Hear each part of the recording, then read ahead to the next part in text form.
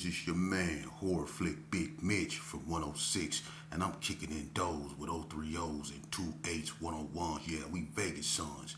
It's the Chronicles. Mr. 2 on swole with it. Over there, sideways control with it. The Chronicles. Hey, I believe when we left off last time, I was talking about the bloody war between Donna Street and the Rolling 60's. Today we go get into how it spilled over and the 40 blocks get in it, and they go to war with the 60's. Now, let me say this too before I get started. For the people that comment on my platform, shout outs to y'all, to everybody that support me, man. Shout out to y'all. And the ones that be putting a little sly, remarks up in there, let me address just one. Like I told, I'm gonna put it out there. If Paps wanna get on live with me, I'm more than willing. Just let me know where and when, and let me and him discuss this history, and let him tell me he started whatever. Let's just get on here and we can talk this Vegas history and watch me embarrass him. I'm telling you, I'ma embarrass him. Because he know he's a fraud, he's a liar, and let me and him get on there. Cause like I said, I ain't no GQ, so if y'all wanna, that's on y'all. But let's get up here and talk about this Vegas history, because there was a lot of stuff he said that's just not true. But anyway, moving along. The blocks in the 60's go to war. Now, when, like I said in my last video, when Boo Boo Swanson got killed, I told y'all how the Donna Streets unleashed hell basically on everything and everybody, along with with the Gershons. What happened was, as that war raged on, and the war with the Colts and the Gershons, raged on. You had gangs that came out, like ABM and stuff like that started to form, that initiated other wars, because to every action there's a reaction. So when other gangs came out, like when Donna came out, a lot of other gangs came into existence because of Donna. You know what I mean? So you had a lot of gangs that was coming out at this period, but one particular gang on the west side that was coming out was the 40 blocks. Now, 40 block really started on Laurie Street. For anyone that really know history, it started on Laurie Street, and the first person to write 40 block on the ground was a guy by the name of Crip Dog. He wrote it right there by Rusty House, right over there on Laurie, in big gold spray paint. 40 block. 40 block was just Laurie Street because that's where the water and all the money was coming in at on Laurie. It was balling. Laurie always been a money street. So was Houseville, but Laurie was like the first money street. So a lot of money was coming through there. So that was what 40 block really was, because that's where everybody really was. Over there by Rusty them house, or down there by Dodo them house, and a few more places. But anyway, at this time, they was transitioning from 40 boys to, what is now 40 block. You know what I mean? And to get right into what happened, okay, the Gershons and the Donna Streets used to always have football games, right? And, with the war already being intensified with the 60's and the Donnas, at one of these football games, it was the Gershons and the, versus the Donnas, but the 40 blocks came to one of the games. Now, I don't know if the 60's was planning on shooting up the football game or what, but I know they came through there, and it was gunfire. And when they came through there and the shooting started, Shaky got hit. Shaky Loke was from Rolling 60. His name was QB Dior. I grew up with him. Me and him was in Elko. We was in Indian dorm together. Shaky Loke was, we was cool, you know what I'm saying? But unfortunately, he got out of Elko and he got killed, you know what I mean? And but anyway, gunfire erupted. Shaky Loke get hit. Shaky Loke get killed. Now, I don't know, what transpired that led up to the boy G-Man, Gerald from 40 block, getting charged for the crime, but he went to prison for that. So I'm not gonna get all up into that and whatever, but G-Man got charged with that. You know what I'm saying? So that's how the 60's knew The block did it. You know what I mean? Because they charged G-Man with it. All right, so now everybody waiting on the blowback from the rolling 60s because, you know, they already at war with Donna. So they already, you know, they already equipped, ready, and, you know, they came through. And, you know, I'm going to be honest with you. The 40 blocks, like I said, they very strategic. So when the 60s came through, the 40 blocks was expecting them. And one thing about the block, you know, they don't really hang out on when it's on. They don't hang out on the front street. You know, the block will be in the desert on you. Like I said, they be in the desert on top of the house, you know, or they'll be somewhat tucked off over there. You wouldn't know where they was. For real. You come up them streets, that's gonna be your worst mistake because them dudes grew up over there in them houses and they mastered. They got routes they take to get away from the police. They got routes they take to make it easier to be over here, quicker to be over there. The blocks mastered that area between Belzar and Hart. Even, you know, that hole that used to be in the wall right there on the side of Trap House on Hart that led into the Little Kerry Arms. They mastered all the routes throughout that area. So if you come through there and you try to shoot at them, they go meet you on the other street, or they'll just be up on the house. They'll lay down on the top of the house with 223s and get at you from on top of the house. And then they had this key, man. Anybody know the blocks? They had this key, and they can turn off every light on Comstock and leave it pitch black so couldn't nobody see nothing. So ain't nobody trying to drive down Comstock when you can't see nothing. Ain't no street lights on. It's dark on one side of the Gerson, it's pitch black, man. And you don't know where they at. You know, so they was very strategic. So a lot of times when the 60s came through there, it was during the daytime. Trying to catch them slipping in the evening, you know, just hanging out on the block. Them 60s was coming through there. And they was going back and forth. Now, a lot of people said, someone said, well, was the war behind, you know, the 60s? I mean, the 40s turning 60? No, the war was behind Shaky Low getting killed.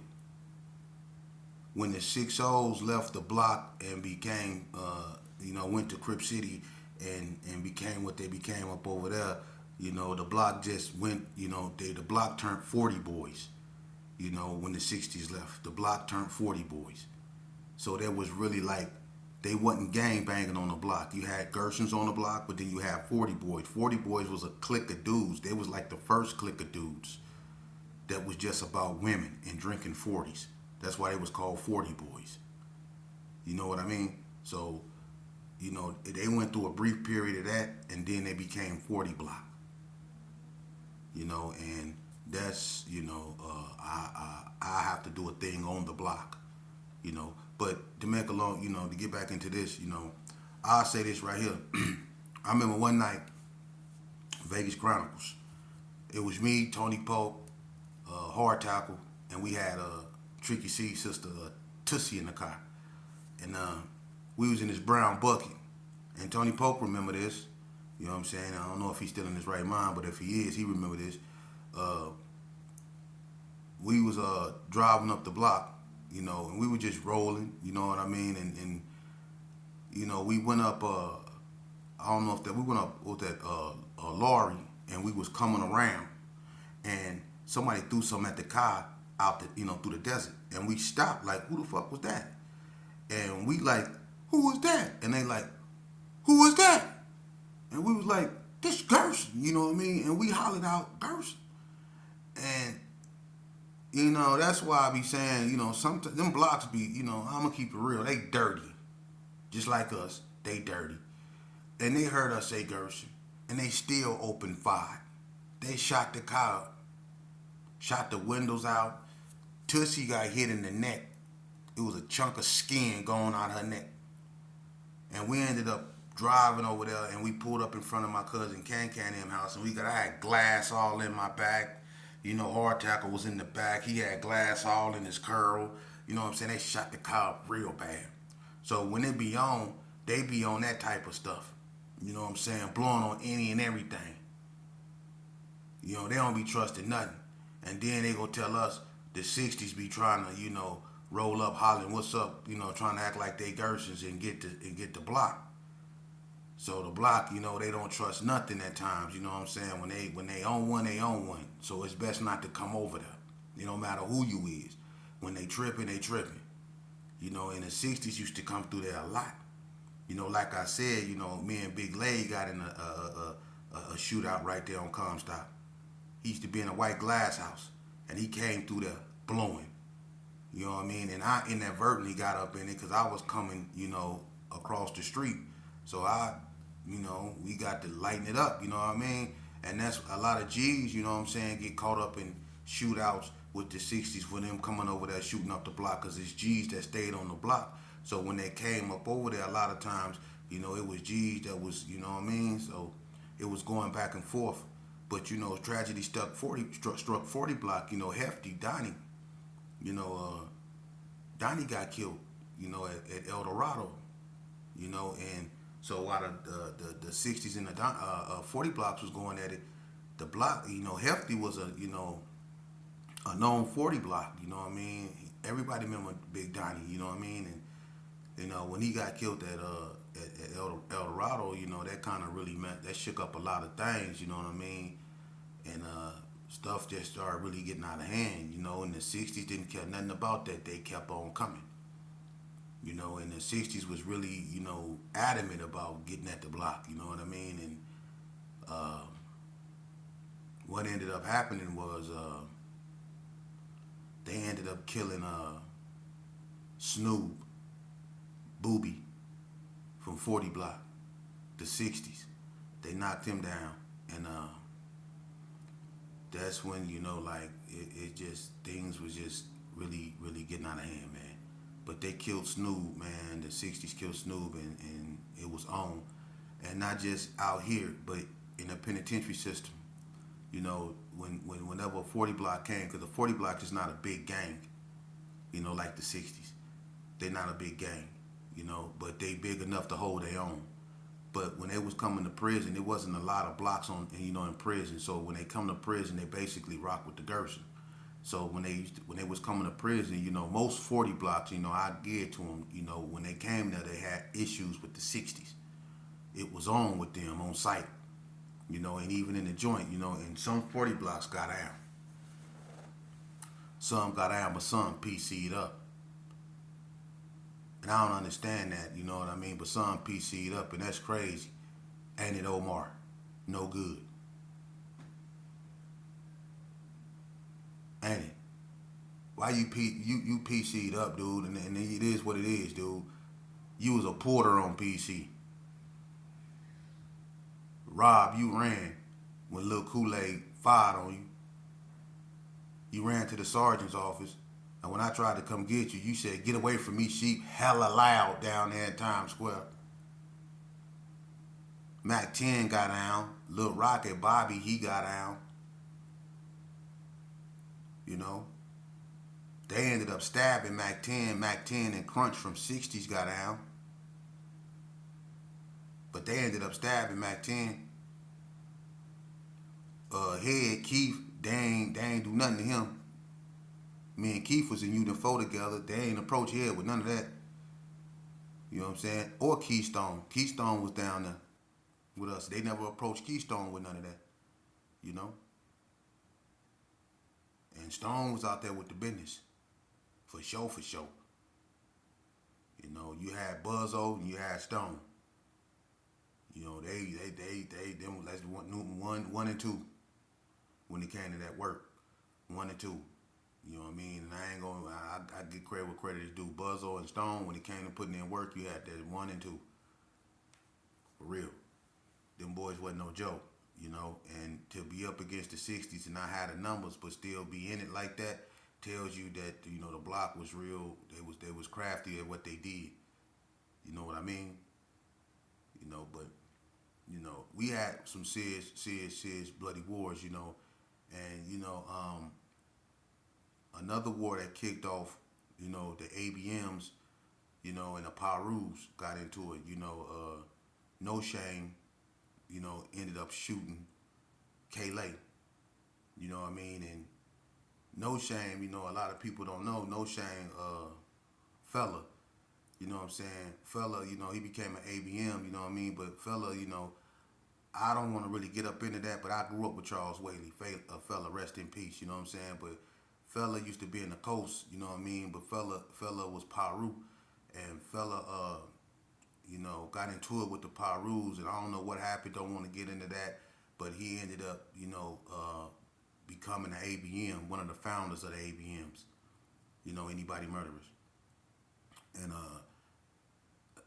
when they first came out, they got into it with the Gershon, but fella, before he became an ABM, you know what I'm saying, or after he became an ABM, I don't know if he was ABM when this occurred, but he ended up shooting a lay at I think it was at the courthouse. You know what I mean? And that was a high profile incident right there too. Everybody remember that. You know what I mean? So he became known for that. I think he went to I don't know if he went to prison for that, but that put No Shame, in his name out there in the forefront, and the ABMs and all that out there in the forefront, So it was a lot of things happening, man. But and then you had smaller gangs that was in intense wars, like the Brownie Boys and Bonanza Village.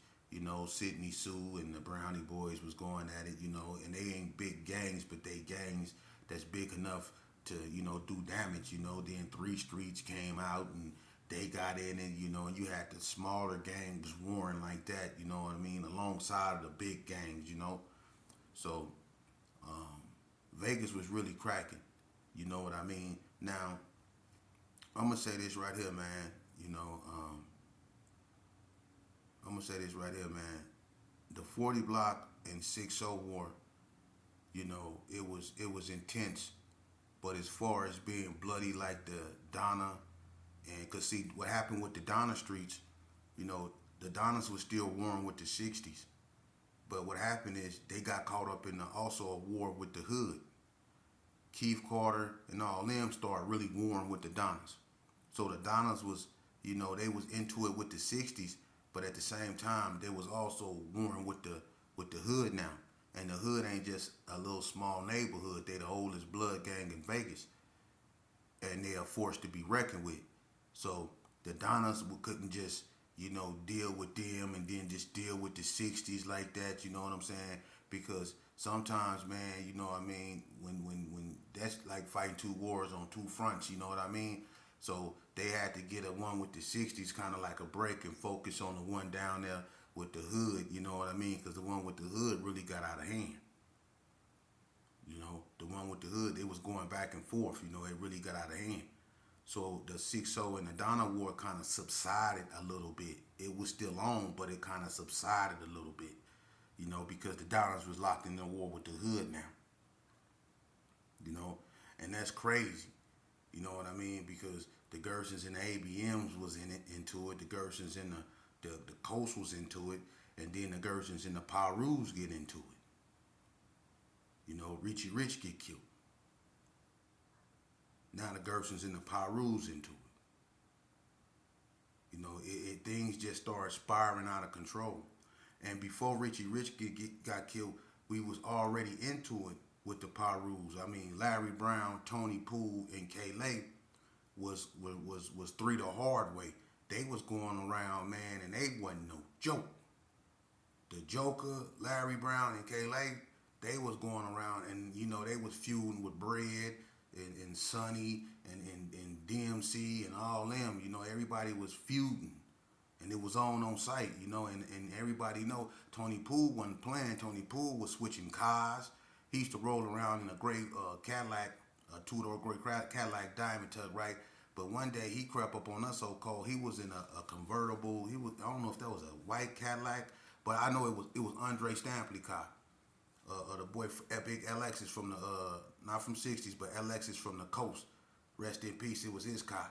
It was a convertible white something on chrome Dayton's, man. He pulled up in that, man, and we never seen that car before. But Tony Poole pulled up in front of Stickerbush grandma house, right there on Martin Luther King. Pulled right up in there, in front. We thought we didn't know who that was, and we was crossing across the street, man, and we seen that long chin motherfucker.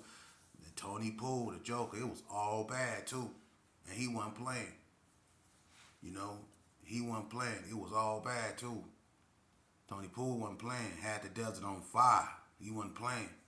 For real, man. So, the gang wars out here got kind of out of hand, man. And if you wasn't really participating in that, man, because you can wake up one morning, you can be, into it with the 60s and wake up one morning and now you into it with the NTGs for something that happened at a club last night that you didn't even go to. That's how it was, man. It was crazy, and then you had the 50s, and I'm going to tell you something, man. They linked up with the 60s and inherit every war the 60s was in, whether it was the Block, the Gerson, the Donnas. The 50s started tripping with everybody the 60s was tripping with. And so, they started blowing on us, and we wasn't used to, really getting into it with Vegas Heights like that. But with their alliance with the 60s, they started pushing the line, and they was rolling, and they was pushing that rolling car, so when we be at the Cotton Club, they try to ambush us up there, or catch us at McNair's, you know what I mean? They caught me, Lil Bread, and Bill up there. We got in a rock fight in the back of McNair's Quick Check with the 50s. They had our ass back there. I mean, man, if we was hanging in there for about 2 or 3, about 10 seconds, about 3, 4 rocks. We got about 3, 4 rocks there. Them 50s got the lighting our ass up with 10 bricks. And we came up out that desert, man. Man, we got to get up out of there, you know what I'm saying? Shit, they blew on Boonch. They wasn't playing, you know what I'm saying? They pistol whipped Web Dog, rest in peace, and a few homies that went over there to buy some weed. You know what I'm saying? G-Force drew down on us up there at Sugar Hill, told us we had to get from up out of there.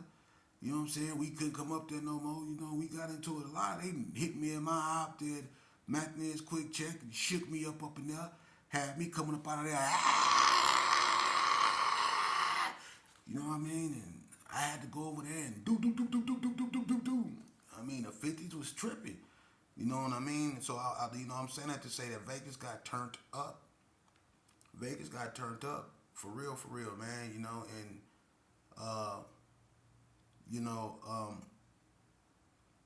when Bad Loc,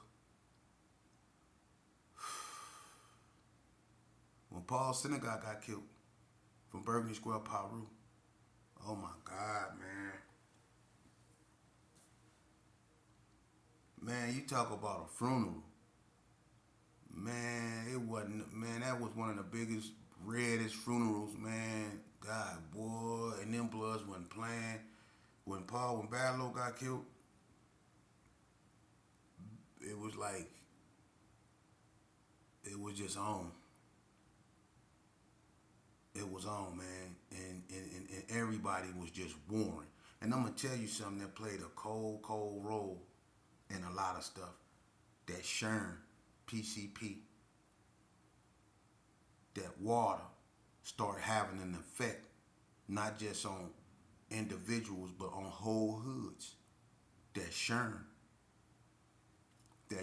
started having a cold. People started getting on them sticks, and they was getting addicted to them.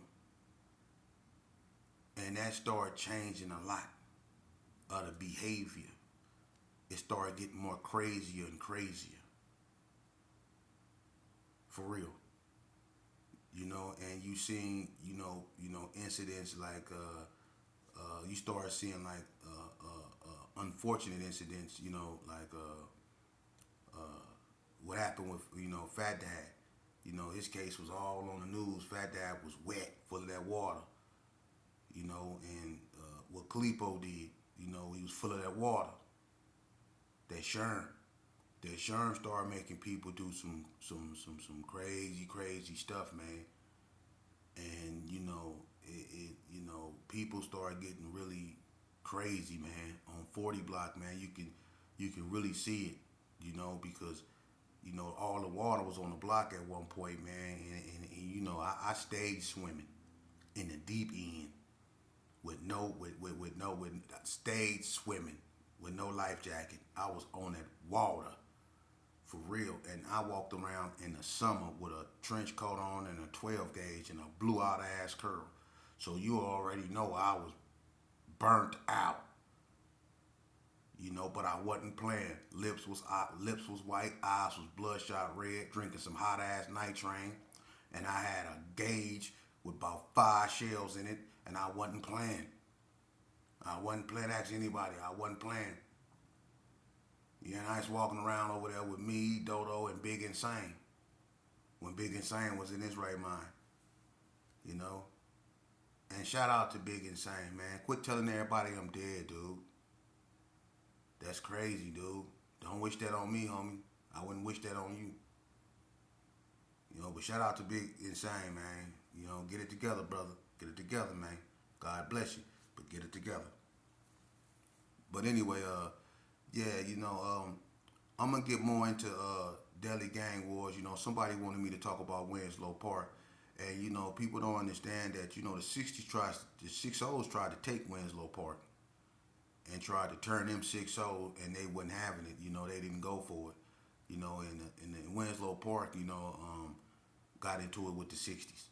You know, because the 60's tried to come through there and take over there. You know, but the Winslow formed an alliance with the Gerson. You know, and David McAfee and all them. We was they was with us. You know, the G's and it caused friction between Winslow and the 60's, with Winslow being right there on the top, and Crip City being in the middle of Carry Arms and Winslow. You know what I mean? So the Winslows, they got in it. They was Double O Winslow, and I think they was the first ones when the old Winslow Park, Double O Winslow, they was wearing green and yellow. They was wearing green and yellow way back when too, and that was way back in '89. They was wearing green and yellow then.